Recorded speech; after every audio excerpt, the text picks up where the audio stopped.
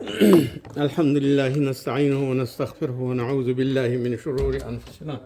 ومن سيئات أعمالنا. من يهده الله فلا مضل له ومن يضلل فلا هادي له، ونشهد أن لا إله إلا الله وحده لا شريك له، ونشهد أن محمدا عبده ورسوله. قال الله تعالى في القرآن المجيد: بسم الله الرحمن الرحيم: لا تقتلوا أولادكم خشية خطأ كبيرا ولا تقربوا الزنا لا تقربوا الزنا إنه كان فاحشة وساء سبيلا ولا تمشي في الأرض مرحا إنك لن تخرق الأرض ولن تبلغ الجبال طولا ذلك كان سيئه عند ربك مكروها. أما بعد، وقال الله رسول صلى الله عليه وسلم عن أبي درداء رضي الله عنه قال: سمعت رسول الله صلى الله عليه وسلم يقول: أبغوني ضعفاءكم فإنكم إنما ترزقون وتنصرون بضعفائكم. متفق عليه. أما بعد، زما د ایمان او د کلمې ورونو نن بیا هم د رضایلو په باره کې دویمه حصه د رضایلو کې خبرې کوو چې رضایل څه ته ویلی کېږي، کوم آیاتونه او کوم یو حدیث چې ما ولوسته او یا نور داسې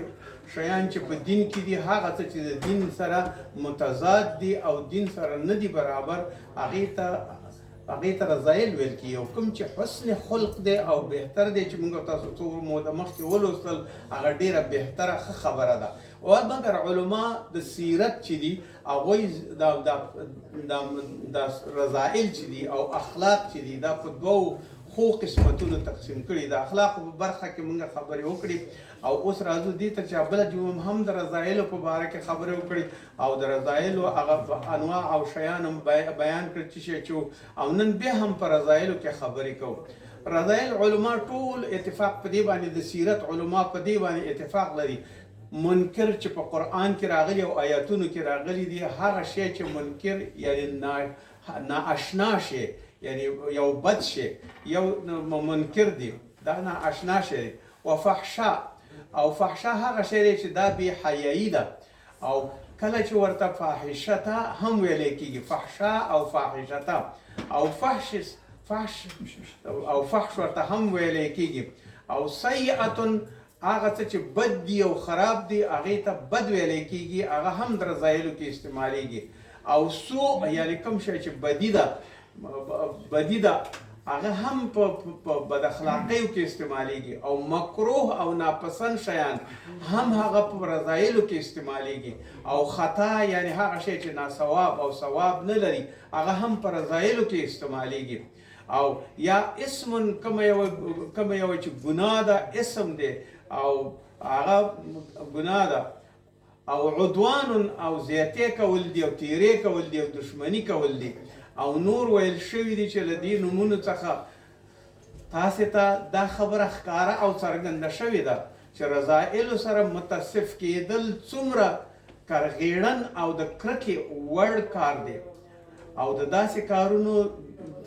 کارونو ته نه عقل اجازت ورکوي او نه شریعت اجازه ورکوي. او دواړه په دې نظر کې د دې نظره بد ګڼي دا دواړه کارونه. فلهذا کوم آیات چې ما ولوسته د رضایلو او د فحشاو نه یو دا دی چې ولا تقتلوا اولادکم خشیة املاق، مو وژنئ خپل بچي او زامن یا نسلونه خپل مو وژنئ خشیة املاق، د دې ویرې نه چې تاسو به د هغې دپاره به ډوډۍ او روزي ورکوئ، بلکې الله خیر الرازقین دی. نحن نرزقکم، الله فرمایي چې زه رزق ورکوم. و ایاکم، او تاسو چې په غلطه باندې ان قتلهم کان خطئا کبیره، په غلطه باندې او کله چې تاسو دا خطا وکئ او دا یو ډیره غټه خطا ده، غټ رذالت دی او کبیره ګناه ده، د دې ماشومانو وژل چې تاسو به وژل، چې دا په عربانو کې روا وه. عربانو کې به ماشومان خلکو وژل، حتی لورګانې به هم وژلې. او یو بل آیات کې دا وایي والموعودة سئلت بأي ذنب قتلت، یو پوښتنه کوي چې الله جل جلاله وایي تاسو چې کوم یو خلق وجل و اذا الموعودة سئلت، کله به چې پیدا شو او هغه به بیا تاسو ژوندی ښخولي، سئلت د هغې پوښتنه درنه کېږي چې ولې دا کول. بأي ذنب قتلت او بیا په کومه ګناه باندې تا یو معصوم او معشوم چې هغه لا تر اوسه پورې خبرې نشي کولی خپل اختیار هم نه لري کومه ګناه یې کړې چې تاسو دا ژوندي ښخ کړي دي په لحاظه د دې دواړو صفتونو چې دا دواړه رذالتونه و چې کوم یې کول عربانو به دا ویل چې که چېرته جنکۍ غټې شي او لوی شي نو کېدلی شي چې دا موږ دپاره سبا پیغور وي چې دا یو بل چاته یو په موږ په واده باندې ورکو یا ورته ورکو او حتی تر دې اندازې پورې چې هر څومره لورګانې به یې وشي ټولې به یې وژلې یو دا دویمه خبره دا ده چې د رزق په خاطر باندې کم یو چې رزق دی هغه الله جل جلاله ورکوي خو دوی د دې دپاره چې غریبي به وه فقیري به وه اولادونه خپل به وژل چې د دې دپاره موږ رزق نشو ورکولی او موږ نشو کولی چې د دې رزق تامین کړلی شو په لحاظه د دې دپاره به یې وژل نو ځکه ورته الله وایي ولا تقتلوا اولادکم مه وژنئ خپل بچي د دې خشیت املاق د هغې ویرې نه چې تاسو به دې ډوډۍ ونشئ رسولی یا به د خپل ننګ او عار دپاره اذا الموعودة سئلت بأي ذنب قتل تاسو د ننګ او عار دپاره به دا وژنئ دغه خبرې چې دا د اسلام دین نه مني او نه الله جل جلاله دا مني خدادته رضی الله عنه یو روایت کې قال وایي چې جاء قیس بن عاصم تمیمی یو سړی دی چې هغه د یوې قبیلې ډېر مشر او خان دی هغه راغی رسول الله صلی الله علیه وسلم ته راغی بن عاصم تمیمی الى النبي صلی الله علیه وسلم فقال دی وویل انی وأوددت 8 بنات وی ما خپل 8 لورګانې ژوندۍ ښخې کړي دي عدت هغه ما ژوندۍ 8 لورګانې ښخې کړي دي یو په بل روایت کې داسې وایي چې ما 12 بنتن ما 12 جنکۍ خپلې لورګانې ښخې کړي دي او په بل روایت کې دا د 13 ما 14 جنکۍ خپلې ژوندۍ ښخې کړي دي عدت ب8 بنات فی الجاهلیة په جاهلیت کې قال فاعتق عن كل واحدة رسول الله صلی الله علیه وسلم ورته ویل چې ته داسې چلو که چې آزاد کا غلامان د هر یو قتل په مقابل کې چې تا ژوندۍ ښخه کړې ده ډلۍ د هغې په مقابل کې دا د قتل کې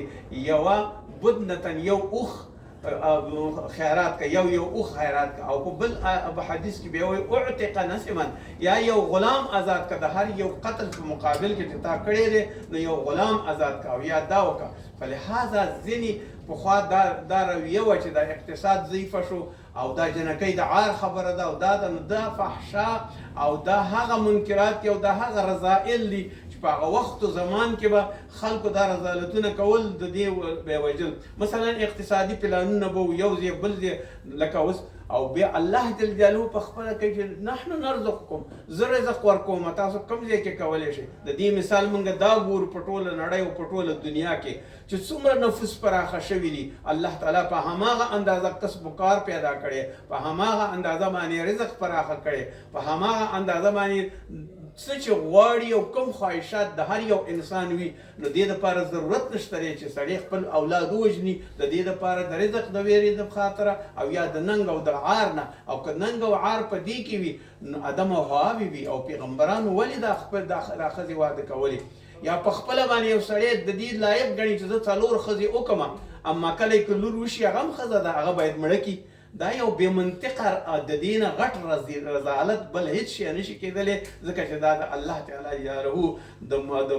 د ولا تقربوا الزنا مه نږدې کېږئ زنا ته او مه کوئ ارامیان مه راوړئ انه کان فاحشة دا یو ډېر بد کار دی وساء سبیله یو بده لاره ده او بل دا خبر کوي الله جل ولا تمشي في الارض مرحا په کبر باندې په ځمکه باندې مه ګرځېږه مرحا انك لن تخرق الارض نه ځمکه وڅیري کی او نه به وشکې ستا د قدمونو لاندې به ونه شکېږي ولن تبلغ الجبال طولا او نه به دا دومره غټ غټ غرونه چپه کړلی شي په دې خپل کبر باندې طوله كل ذلك كان سيئة دغه ټولې بدۍ دي او تکلیفونه دي او رذالتونه دي عند ربك مکروه چې دا د الله دپاره دا ټول شی نه مکروه او نه منونکي شیان دي او رذالتونه دي فلهذا دا یې کول او بل مې کوم حدیث چې عن ابي درداء الدرداء رضی الله عنه روایت کو قال سمعت رسول الله صلی الله علیه وسلم رسول الله نه مې واورېد یقول ابغوني ما ته راوړئ یا ما ته را حاضر کوي راوړئ ما ته ضعفاءکم ستاسو کوم خلک چې ضعیفان دي او تکلیف کې دي هغه ما ته راوړئ فانکم ځکه دغه خلک چې انما ترزقون تاسو ته چې الله رزق درکوي ترزقون وتنصرون تاسو د دې خلکو په رزق ورکول او تنصرون تاسو چې نصرت کوئ او رزق تاسو خورئ بضعفائکم دغه ضعیف خلک په تاسو کې موجود دي نو الله د دوی په خاطر تاسو ته رزق هم درکوي تاسو ته کامیابي هم درکوي او تاسو باندې فضل هم کوي متفق علیه فلهذا چا وژل چا رټل او لرې کول او بیا خصوصا غریبي او یا تکلیف تیرول الله جل جلاله مسبب الاسباب دی هر چا ته خپل رزق ورکوي نن په دنیا کې وګورئ نفوس څومره چنده زیات شوي دي او دې ټولو ته الله جل جلاله غذا رسوي او دا واذا الموءودة سئلت د هغې جنۍ نه به پوښتنه کېږي ته په کومه ګناه باندې وژل شوې په کومه چې محرومه شوې د ژوند نه بأي ذنب قتلت تا څه ګناه کړې وه هغه خو معصومه وه هېڅ شی نه شو کولی فلهذا دغسې ظالمان هم وو چې 14 لورګانې خپلې ژوندۍ ښخې کړي 12 یې ښخې کړي 10 یې ښخې کړي فلهذا دا هغه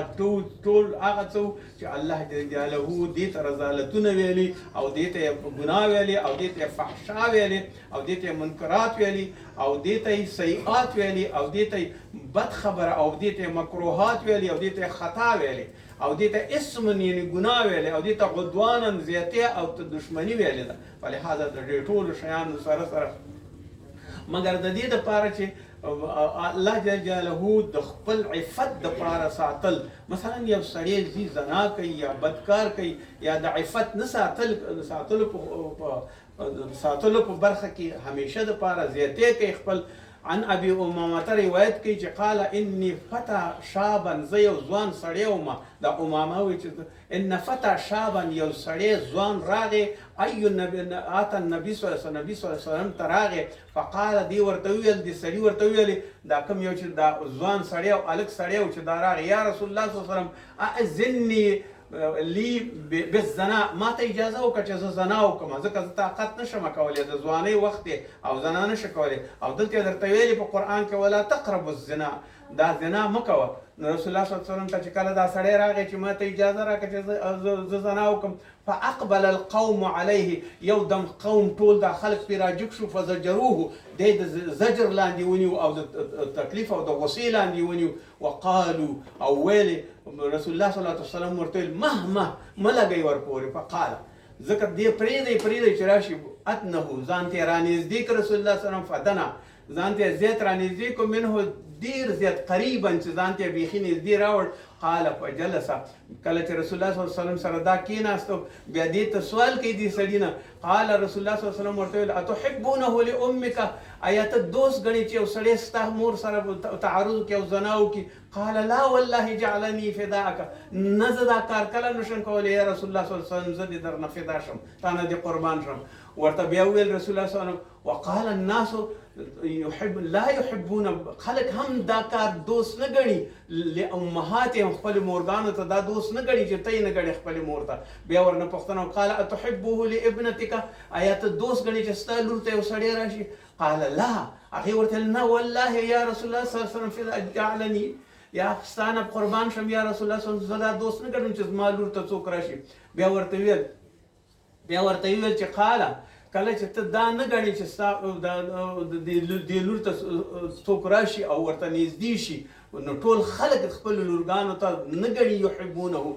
دا دوست نه ګڼي چې د هغې لور ته څوک ورشي فلهذا ته ولې ورته بیا ورته قاله دا خو د لور په خاطر شو بیا بله پوښتنه پیدا کړه یا رسول الله تا نه قربان شم نه زه دا کار نه کوم ورته ویل خلک هم دا نه ګڼي ولا تحبون لبناتهم هېڅوک دوست نه ګڼي چې د هغې لورګانو ته څوک ورشي او ورسره زنا وکړي قاله بیا ورنه پوښتنه وکړه تحبون لاخواتهم لاختک آیا ته دوست ګڼي چې ستا خور ته یو سړی راشي هغه کله چې دا ورته ویل هغې بیا ورته ویل جعلني الله فداک یا رسول الله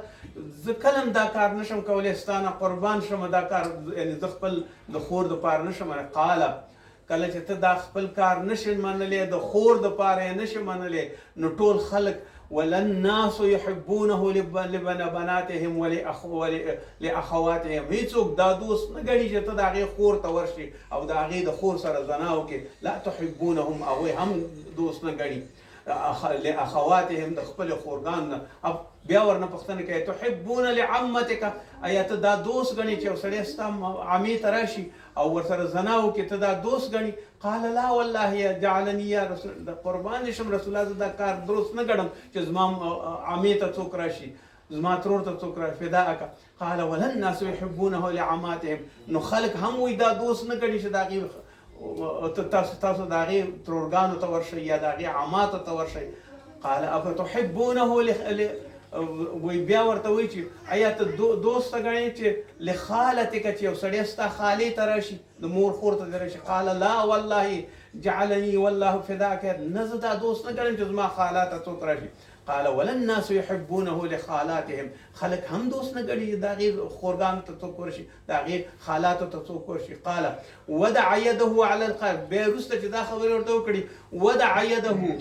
رسول الله صلی الله علیه وسلم د دې په دې سینه باندې لاس کېښود. وقال، او ورته داسې ویل اللهم اغفره، ای الله دا وبخي ذنبه، د دې ذنب او ګناه، وطهر قلبه، د دې قلب او زړه پاک کړي، وحق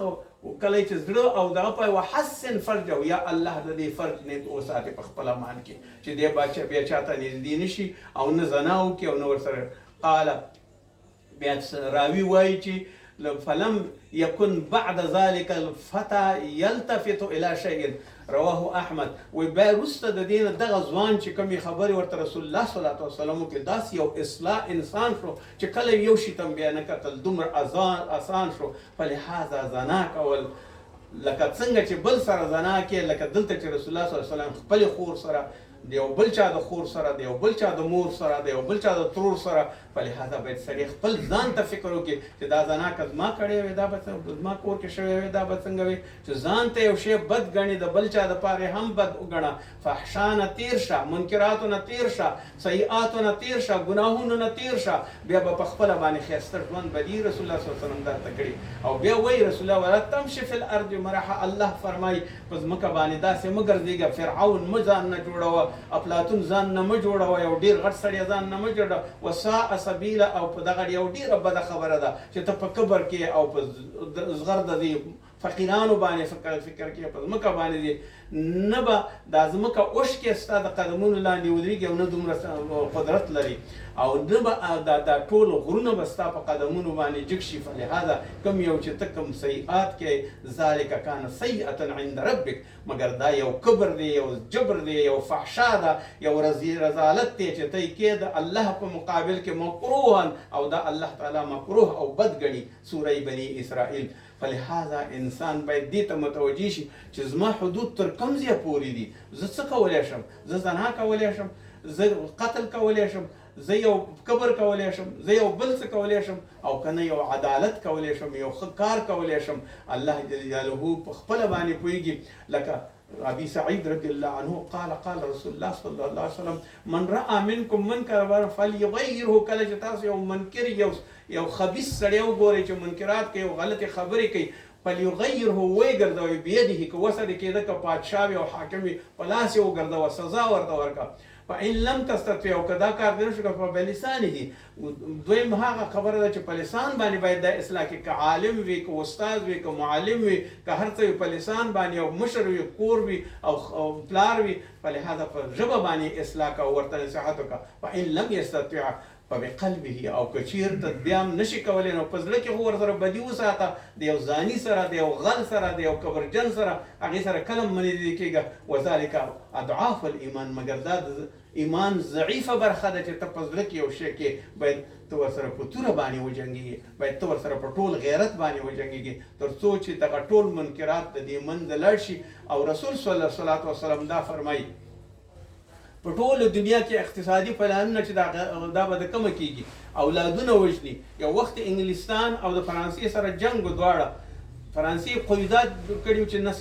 نسل دې محدود کړي او نسل دې نه راځي. کله چې ورسره انګلستان مخامخ شو، انګلستان هغې ته ماتې ورکړه، ځکه د دې ځوانان نو. دا یو. دویمه خبره دا ده چې په انګلستان کې یو وخت ملجا، یو پوهنتون یو ځای جوړ شوی و، ځکه چې د هټلر په جنګ کې ټولو خلکو سرونه ورکړل، نو دوی ویل چې زنا آزاده ده، زنا دې وکړي. کله چې دا ټول حرامیان راټول کړل او په دې حرامي توب کې کله چې دوی برابر شو او په هغه ملجا په هغه ښوونځي کې دوی تربیه کېده، په مکتب کې تربیه کېده، نو دوی بالاخره دوی به جرمونه کول، بیا به د جرمونو د لاسه او بیا سبا ته د دوی شهرت نه و چې دوی د چا زامن دي او د کوم ځای راغلي دي او په نوم یې څه دي او د کوم ځای دي. په لحاظه هغه ملجا او زنا بیا بنده کړه، انګلیسانو دا تجربه یې وکړه. دریم دا دی چې تحدید د نفوسو په دنیا کې، چې په دنیا کې باید نفوس کم شي تر څو پورې چې غذاګانې هر چا ته ورسیږي، خپل وخت او زمان سره برابر شي. ورته الله جل جلاله وایي چې زه ورته رزق ورکوم په هر ځای کې چې وي، او امتحانا وګورئ نړۍ څو چنده نفوس زیات شوي دي او ورځ په ورځ باندې زیاتېږي. هر بحر و بر کې او په هره وچه جزیره کې او په ځمکه او په هر ځای کې خلک چې نفوس څومره زیات شوي، په هماغه اندازه ورته والله خیر الرازقین، هغې ته رزق ورکوي او هغې ته یې په کور کې رسوي. او څومره چې سړی جنکۍ نه وژني او څومره ښایسته ښځې راپاتې، نن زموږ ستاسو ښځې ډاکټرانې دي، نن زموږ ستاسو ښځې قاضیانې دي، نن زموږ ستاسو ښځې موږ سره همکاري کوي، موږ سره اوږه په اوږه کارونه کوي. فلهذا او کله چې موږ ښځه ښه وساتو لکه یو ملګري په شان دي، د یو نیرو په شان دي، د یو قوت په شکل باندې موږ استعمال کو، الله جل جلاله موږ نه خوشحالېږي او د ښځې ستر او پرده کوي. زموږ پیغمبرانو ځان سره موسی کلیم الله ځان سره ښځه نه ګرځوله، رسول الله صلی الله علیه وسلم په غزواتو کې ځان سره ښځه نه ګرځوله، نورو ټولو صحابو ځان سره ښځې نه وړې او راوړلې، ټولو خلکو قرآنونه پرې نه ویل، خلکو ورته څه شی نه په سلګونو تفسیرونه ترجمه شوي د ښځو دپاره. امام صاحب شافعي د یوې ښځې شاګرد دی، د یوې ښځې نه درس اخیستی دی او هغې ځای ته ورسېد. فلهذا د انسان دپاره دا پکار دی چې د انسان د رذایلو نه ځان وساتي، فحشا نه ځان وساتي، د سیئاتو نه ځان وساتي، د بد کارونو نه ځان، مکروهاتو نه ځان وساتي او خطا ونه کړي او بې ځایه کارونه ونه کړي، ځکه چې الله جل جلاله په هر شي باندې پوهېږي او هغې باندې پوه دی. الله دې موږ تاسو ته هدایت وکړي. ربنا آتنا فی الدنیا حسنه وفي الآخرة حسنه وقنا عذاب النار. رحیمي صاحب راځي تاسو سره خبرې کوي، زما ستاسو خدای پام.